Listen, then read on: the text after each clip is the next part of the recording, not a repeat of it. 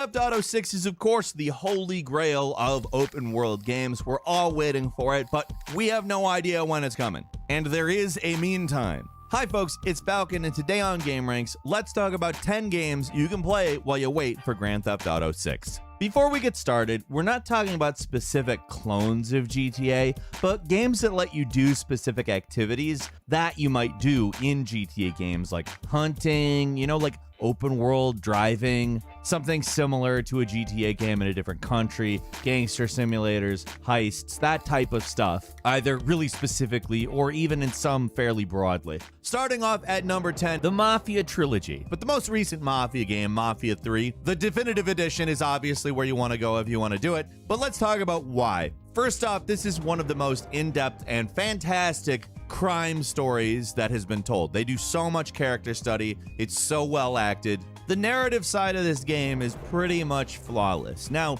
that said, the gameplay is not the best thing you're ever gonna play in your entire life. It's not bad. It didn't really develop a lot beyond Mafia 2. Now, that being said, when they applied the mechanics from Mafia 3 to the original Mafia to remake it, great, loved it.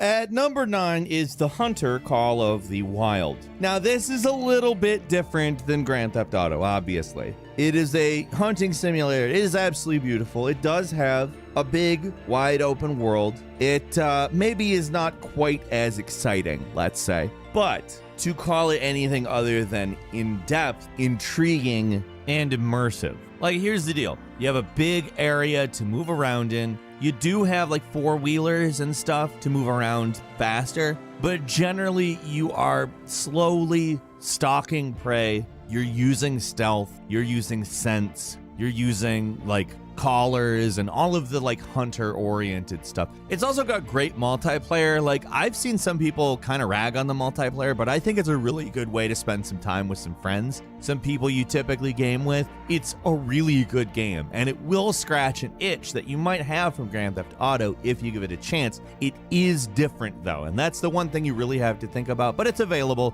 and to anybody who has the patience to try something different, I would certainly recommend it.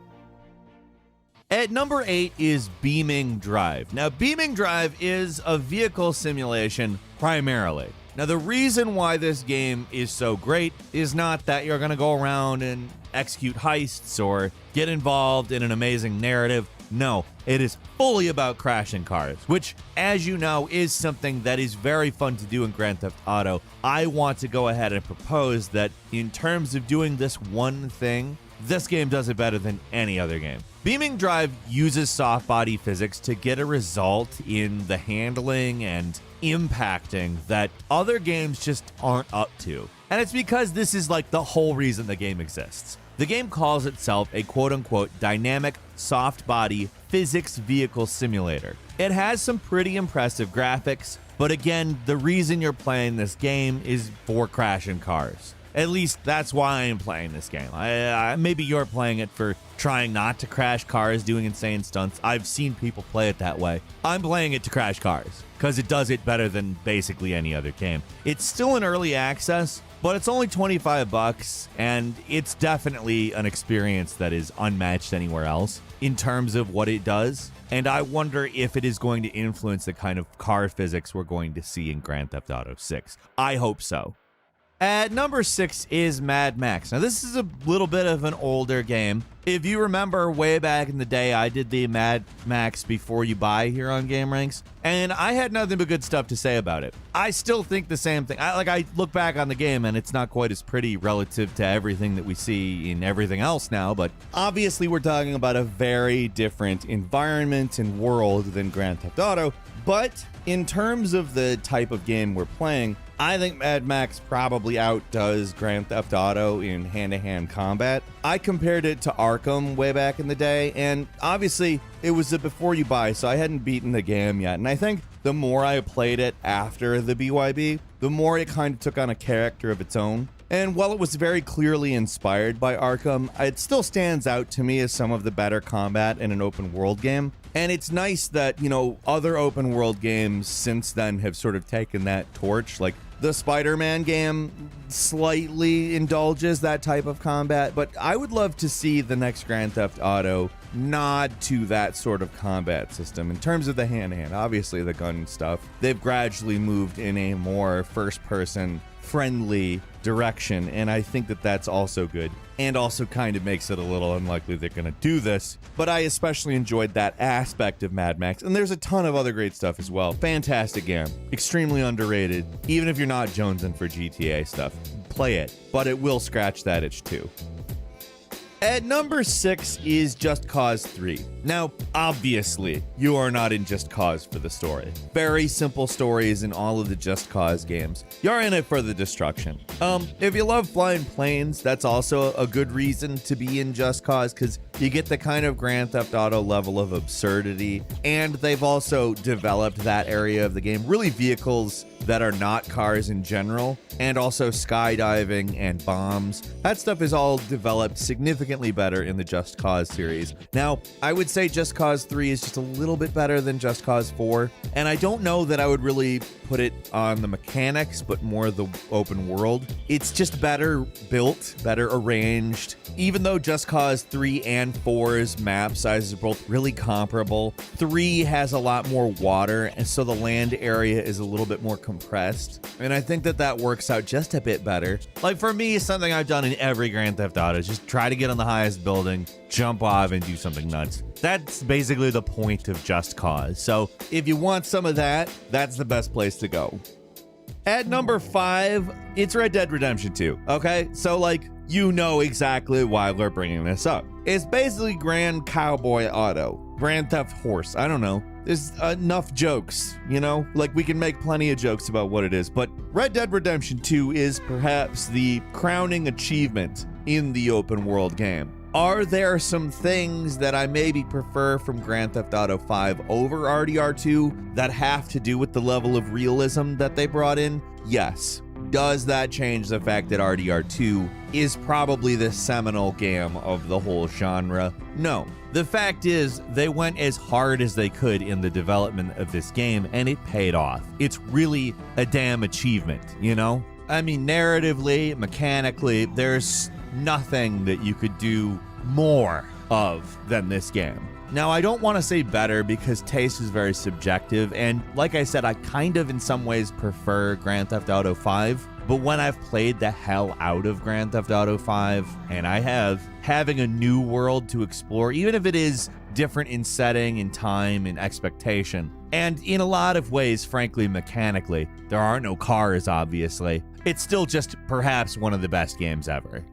At number 4 is Saints Row the Third Remastered. So the way that I look at Saints Row, really the whole series is Grand Theft Auto with mods, but by default. Everything about Saints Row is Grand Theft Auto turned up to 11. It's totally nuts. It's bonkers. Like the stories, the world, the characters, the character creator. Really everything about that game is just amped up and crazy. There's insane weapons, there are insane vehicles, insane scenarios. Nothing about it seems like something that would actually make it into a game, but rather kind of like a conglomeration of a bunch of different mods. Part of that is owed to the design philosophy of the game, which the design director, Scott Phillips, said Saints Row 2's design philosophy was to just put everything into the game, whereas 3, they created some things that they felt were just unlike anything else and sort of defined what Saints Row was. Also, it's really funny. Like,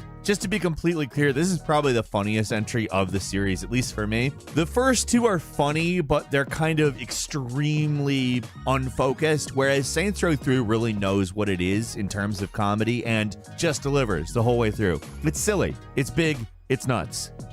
At number 3 is Sleeping Dogs. Now, Sleeping Dogs is an interesting game because it's very much along the lines of a Grand Theft Auto, but in a different cultural location, Asia. Now, if you remember earlier, I said the combat of Mad Max is kind of an Arkham City type combat, and it'd be cool to see Grand Theft Auto incorporate it. This is probably as close to that as we get. The combat in this game is very Arkham City inspired, and the rest of the game is very Grand Theft Auto inspired. The combat's got a lot of depth, and it's a ton of fun. It may feel a little bit repetitive, but like the game itself, for me, continually justifies all of the various aspects of itself. Also, the city of Hong Kong is depicted really, really well in this game. Like in all aspects, you can find photos that mirror the colors and feel of this game. Not necessarily realistically in terms of like lighting, shading, and everything, but like stylistically, it really looks like Hong Kong. It's a beautiful game, very stylized, and while it has its flaws, it's a very interesting title.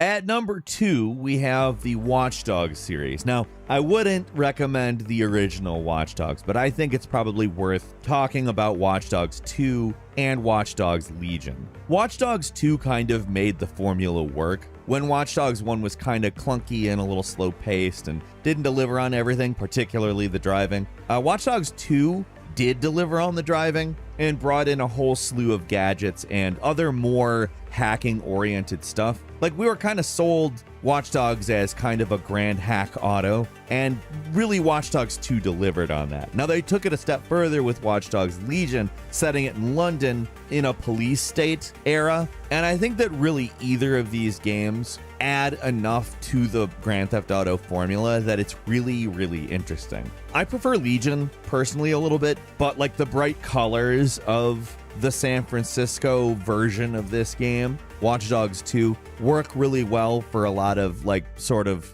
breaking up the scenery sensibilities. As long as you exclude the original game, the Watch Dogs series is a great tide you over set of titles. And finally, at number 1, if you're into robbing places and heists and all of that stuff, Payday 2 is a great place to go. Now, obviously, Payday 2 is a very different game in terms of genre. It's a first-person co-op shooter. In some ways, it's a lot like Left 4 Dead, but like heist-oriented. But in that respect, I would also say that it really stands in for some of the best elements of the Grand Theft Auto plot. The final heist in Grand Theft Auto 5, for instance, is so epic, and tons of that stuff happens in Payday 2. It also controls well, and despite a kind of not great microtransaction economy, it's always been at least a fun game that I like spending time on. A quick bonus game for you is the Lego Grand Theft Auto. It's called Lego City Undercover. It's not a particularly new game. You can get it for Switch though. And it's kind of an interesting little goofy title. Instead of being the criminal, you are the cop, though. That's the main difference. But everything else is very heavily borrowed from Grand Theft Auto. Very fun game. But what are some games you're playing to tide yourself over in the meantime? Leave us a comment. Let us know what